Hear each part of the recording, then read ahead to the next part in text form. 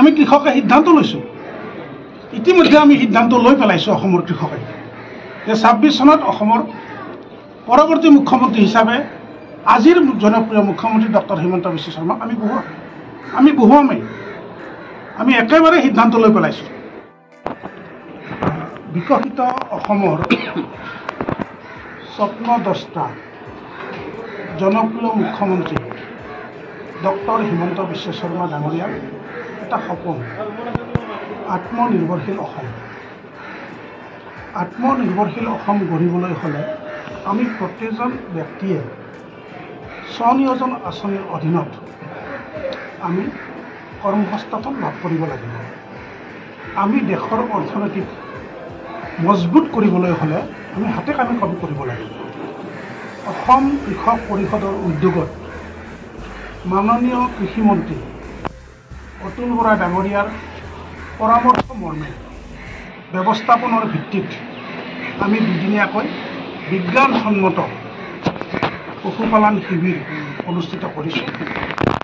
অসম চৰকাৰৰ পশুপালন আৰু হাঁহ কুকুৰা নিগমৰ সন্মানীয় অধ্যক্ষ মনোজ শইকীয়া ডাঙৰীয়া, উপাধ্যক্ষ আৰু সঞ্চালক দুগ্ধ উন্নয়ন বিভাগ,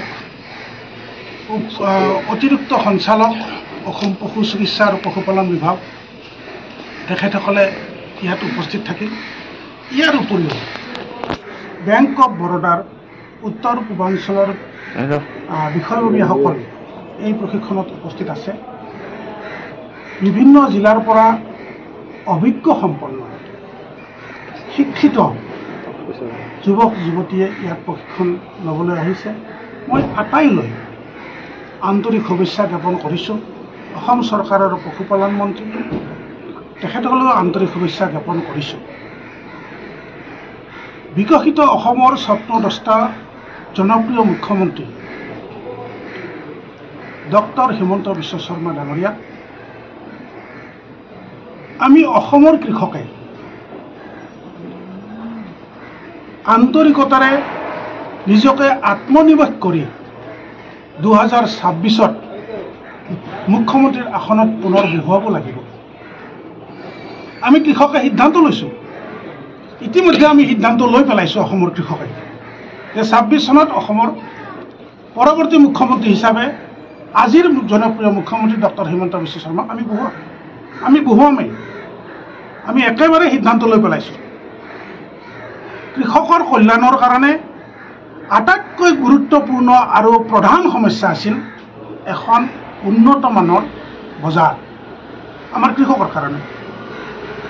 আজিৰ সময়ত কৃষকৰ উৎপাদিত ফচল চৰকাৰীভাৱে চৰকাৰী মূল্যত আজি বিক্ৰীৰ ব্যৱস্থা হৈছে। তেখেতসকলক চৰকাৰৰ তৰফৰ পৰা কৃষকসকলক তেওঁলোকৰ ফচলৰ বিক্ৰীৰ ব্যৱস্থাপনাত উৎসাহিত হোৱাৰ কাৰণে, খেতিয়কক উৎসাহিত কৰাৰ কাৰণে ৰাজসাহাৰ্য প্ৰদান কৰিছে। কৃষকক ৰাজসাহাৰ্য কোনো চৰকাৰে কৰা নাছিল। মাননীয় মুখ্যমন্ত্ৰীক সেইকাৰণে কৈছোঁ যে ২৬ত আপোনাক আমি বহুৱামেই। আমি কৃষকে সিদ্ধান্ত লৈছোঁ, অসমৰ ৭০% কৃষক এই কৃষকে সিদ্ধান্ত লৈছোঁ। মই সমূহ উদ্যোগীক আহ্বান জনাইছোঁ আপোনালোকৰ মাধ্যমেদি কৃষি আৰু আনুষংগিক খণ্ডক উদ্যোগীকৰণ কৰক আৰু ইয়াৰ ফচল বাণিজ্যকৰণ কৰক। স্বনিয়োজন আঁচনিৰ যোগেদি আপোনালোক স্বাৱলম্বী হওক, আগবাঢ়ি আহক, মই অভিনন্দন জনাইছোঁ। আৰু প্ৰত্যেক অসমবাসী ৰাইজক কৃষকক যাতে মৰ্যাদা সহকাৰে সমাজত স্থান দিয়ে তাৰ কাৰণে আহ্বান জনাইছোঁ।